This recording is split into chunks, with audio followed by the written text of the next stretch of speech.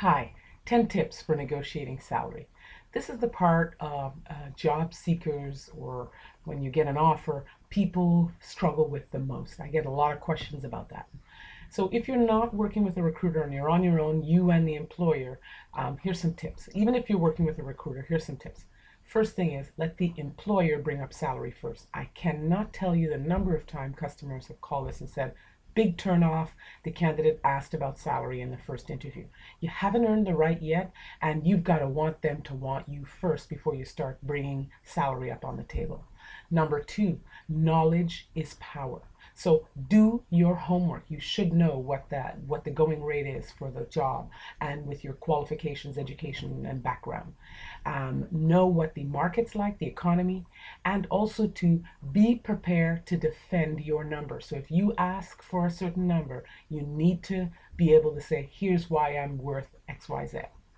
Uh, and the fifth thing, be honest. So many people fall apart during this phase because they bump up the number, all kinds of things. It's a game. You don't need to play that game. Be honest with the employer in front of you and look for honesty from them too. Number six, you know what? You don't always have to negotiate. You may get exactly what you want first time around. It's okay not to negotiate. Most people think that they have to, but sometimes you don't have to. And if it's a great offer, go with it. Number seven, look at the entire package. So it's not just the salary. It could be benefits. It could be vacation. We just placed a gentleman in a job and he was offered 6 weeks vacation. That's worth a lot. Number eight, it doesn't have to be a winner take all. In fact, you don't actually want it to be a winner take all. You want it to be a win-win, because you don't want to start your job with a sour taste in your mouth, or the employer have that about you, seeing that you're greedy. So make sure that look for common ground and look for a place where it's a 50-50 and it's a win-win. Number nine, ask about, if you don't have the salary up front, ask about future evaluations.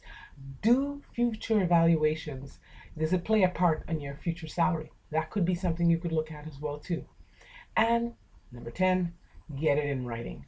I know it sounds pretty basic and elementary to say that, but a lot of people start a job without it in writing and then find out 3 months, 4 months later that it's not at all what was promised. I hope these tips help you. I'm Don Williams from Serious Personnel. I can be reached on LinkedIn and on Twitter. Happy selling.